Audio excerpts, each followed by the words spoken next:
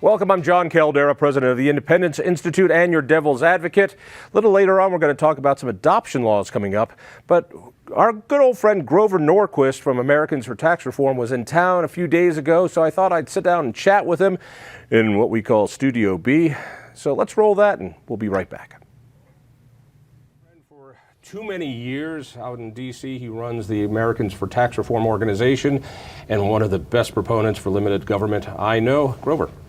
Good to be with you, John. All right, I want to talk to you about Prop CC because while TABOR is a state issue, you always keep an eye on it nationwide. Why is our taxpayer Bill of Rights in Colorado of any import to you in D.C.?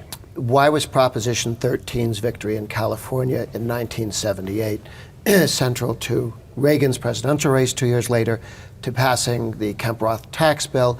Because a good idea that gets highlighted in one state gets picked up by people in other states, and people are looking for things that work. It's great to have a great idea, but does it work?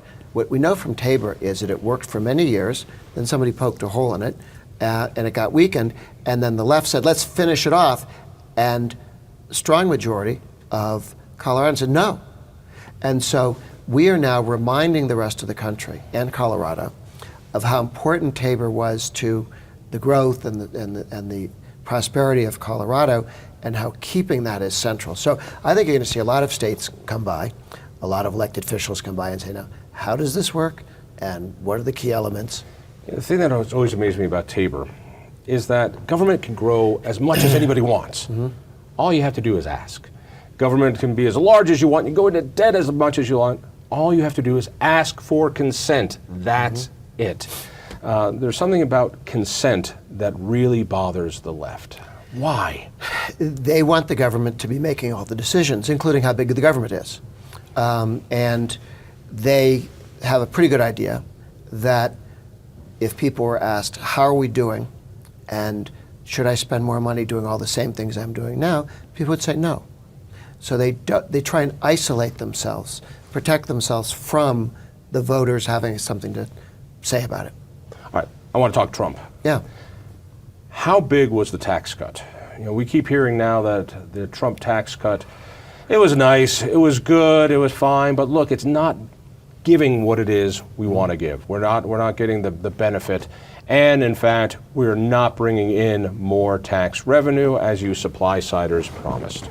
A couple of things. When Trump was elected, the economy was growing at 1.5% and declining. Okay, so things were getting worse, and it was 1.5%. As soon as he got elected, you saw the stock market jump up 800 points because there were a series of regulations that now wouldn't happen. There was a series of tax increases that now wouldn't happen. And so the economy started to grow simply in anticipation of the tax cut. And then when the tax cut actually passed, you've seen it in the stock market, you've seen it in economic growth, you've seen it in job creation. We're not only creating more jobs, we now have, as you know, more Americans looking for work than there are jobs. But isn't it true that tax revenue is down? Wasn't the whole idea that this was going to bring in more tax revenue? No, that's the downside of tax cuts, is they bring in more tax revenue. That's not the idea. The idea is to actually reduce the amount of money the government gets so people can keep more, the economy grows faster, and the government grows less rapidly. That said, actually the federal government's raising more money this year than the year before. Growth has been so strong that we raise more money than we did before the tax cut. And that will continue to be the case. When you raise taxes, when our friend Obama raised taxes 2013 on the rich, he thought he was going to get $600 billion. He lost $3 trillion over the following 10 years. The path of the government went from expectation of certain amount of growth to much lower rates of growth and had to keep taking down the expectation of what's going to happen. They said it was going to earn us tax hike will earn us $600 billion. They had to finally admit it cost $3 trillion over the next decade. Higher taxes slow the economy. That here in Colorado, the Trump tax cut actually cost us money in that it was a tax increase for us on the state level. That is, we base our income tax off of was it total taxable income, which actually went up on your federal form. Yes. Because we have less deductions, and so it was just this incredible windfall for the state government here. Thanks to the Taxpayer Bill of Rights, we're going to get some of that back, and in the future we should be able to get all of that back. But it cost us money. Yeah. What about all those poor states that are paying more because of this and losing deductions? Well, the good news is all states have seen about a 25% drop in the cost of government from the federal income tax. On the federal side. Right, federal side. And there are, if you are a rich person in New York in a high tax income tax state, New York State, in a high property tax city, New York City, you used to be able to deduct all of those taxes, this New York State tax, income tax, the New York City property tax, from your federal income taxes. And therefore that money was raised from people in Iowa and Kansas and Colorado. And politicians would say to higher income people with big houses in California and New York and Connecticut and New Jersey, we're going to raise your taxes, but it's on sale. It's 30% off. You're actually going to save 30% because you won't pay taxes. We were going to, the feds were going to take a certain amount, but now they'll take less because we raised your taxes. Now you're worse off. but you got a 30% off your state taxes. 30% off your state taxes, how? Because you're no longer, at the time, if they raised taxes on you $1 million and you're in a bracket of 33%, right, the federal bracket, the federal government would take 1/3 of that. Got it. If the on your capital gains, basically. Yes, the capital gains on any kind of income that you have, and that by deducting your taxes, you mean somebody else in the country off the federal rolls. Somebody else had to make up that revenue. So it was a way to subsidize big tax states, big cities that are heavily taxed.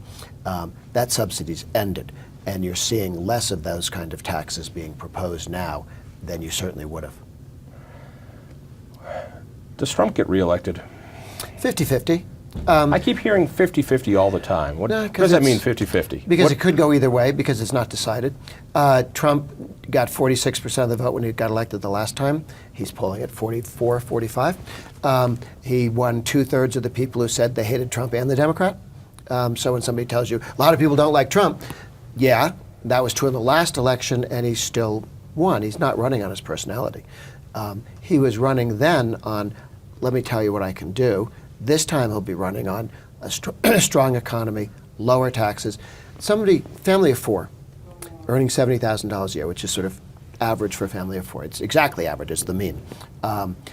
Saves $2,000 a year from the Trump Republican tax cut, $2,000. Single parent, $45,000 a year, one child, saves $1,300. These are real dollar figures for the absolute middle of the country in terms of what they're paying in lower taxes. People's 401ks and IRAs are bigger. Let me throw out another, because these are games of inches. While African Americans don't vote Republican, they don't vote Republican. They don't vote Republican. Yep. Although, with Trump, he has the most support from African Americans of any Republican president in my lifetime. And that is really scaring a lot of Democrats. Unemployment for minorities is at an all-time low.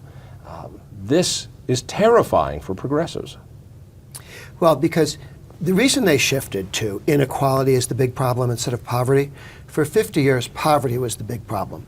And that's why you had the Great Society. And the Great Society has been going around for 50 plus years. About $14 trillion was spent on it. And by all measure, the things they were trying to fix are worse. Everything that was getting better has gotten worse since the Great Society started. Some things were getting better, just quit getting any better. But nothing improved. None of the metrics that they were telling you. So having spent 50 years and a lot of, moral superiority, and nose up in the air about how virtuous they were for stealing other people's money and spending it in ways that hurt lower income people, you now have a shift to no. We have no idea how to end poverty. But we do know how to end inequality. You chop the heads off Bill Gates and 5 other people, and now you don't have. You can do inequality, make it less, without helping anybody at the lowest rung of society. You just make other people that you take the middle class, make them worse off, make the middle class worse off. All good recessions reduce inequality. They make everybody worse off, but people who have got savings in the savings account are even more worse off than people who are just working. I've heard you talk about another part of the coalition that elected Trump, which I never really thought about, which are those people who don't smoke cigarettes, they smoke e-cigarettes, they vape. And these are some passionate people. I mean, it is a lifestyle for them. Talk to me a little bit about that, and talk to me about why Trump wants to outlaw vapes. We'll start by, he doesn't.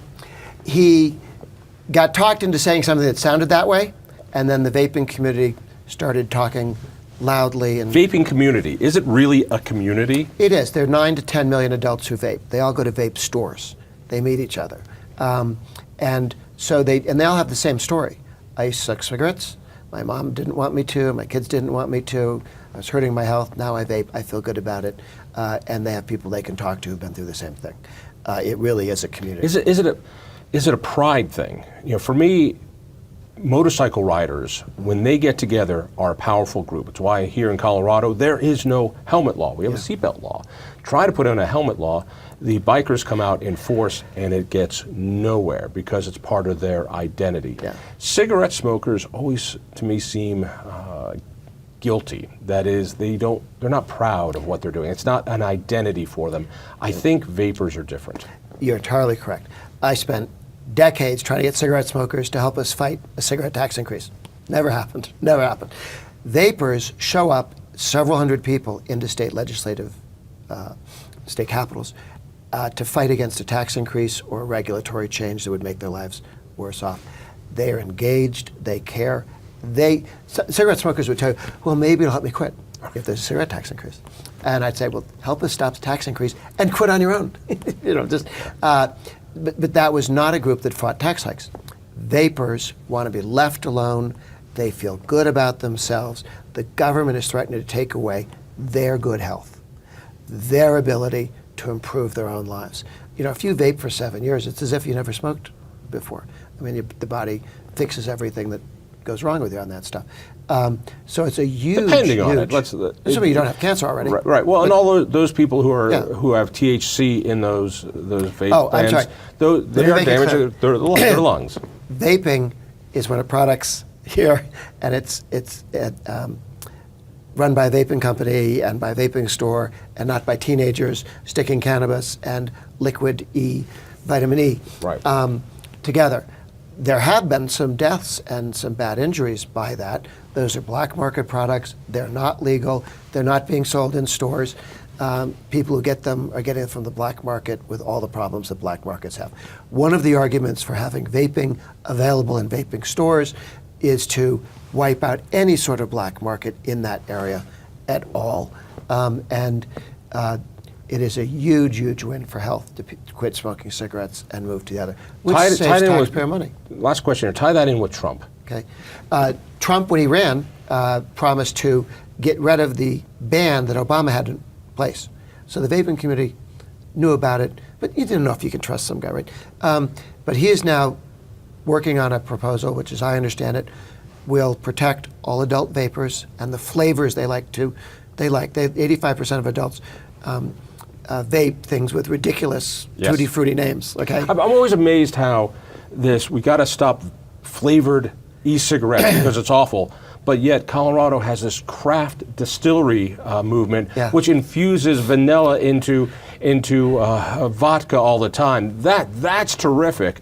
Put vanilla into your adult vape stick. That's to get kids. This is Bloomberg trying to come up with something as to how this is kids, because then he thinks he can ban it. And the argument that adults don't like flavors, it does make you wonder why vodka, which is supposed to not taste anything, is always putting flavors into vodka. And craft brews. Ice cream. Adults do not eat the tobacco-flavored ice cream at Baskin-Robbins. They eat the Tutti Frutti stuff. Adults like flavors. And so that is where the other team thinks we kill vapors, claiming kids, knowing it would kill the adult market, push everybody back to cigarettes, and then we can yell at them about cigarettes. I believe that if the President does what I understand he's going to do in the next several weeks, which is protect all vaping, adult vaping flavor products, and allow adults to take care of themselves, and just make sure you sell them at stores you have to be 21 to go into, or 18, whatever the age is. And that alone, because the Democrats have already jumped out in front calling for prohibition. A number of governors have opened up prohibition. Now they're getting thrown out of court on it because they don't have the authority to do that in that way. And that's a huge, huge problem for the Democrats. I think that there will be a vaping wave, along with the people who are just generally happy that the Trump economy is doing well. The economy slowed from 3% down towards 2% after the tax cut, but because of China uncertainty. How do you invest if you don't know the price of steel? Watch as we seem to be coming to an agreement with China, which will give us stability. I think you'll see the next year being a strong one. People want to learn more about ATR. Where do they go? I tweet at Grover Norquist, and our website is atr.org, and we put a lot of material on what's going on in the world on taxes, and of course you can get the list of every state legislator, governor, congressman, senator, president You can who signed the also pledge. get the list, who signed this pledge, the pledge not to raise taxes. Yeah. I think you were one of the first to demand this, and it has been a great tool. Politicians want to win office, they sign saying, I'm not going to raise taxes, just like George W. did. Well, George W. did it, broke it, and lost, which is why voters know you can trust the people who sign it now, because they know that this is not to be broken. And we haven't had a Republican break the pledge at the federal level, a couple at the state level, but not at the federal level. And there's never been a tax increase as long as the Republicans had the House or the Senate since 1994. Grover, as always, good time. Thanks. You got it.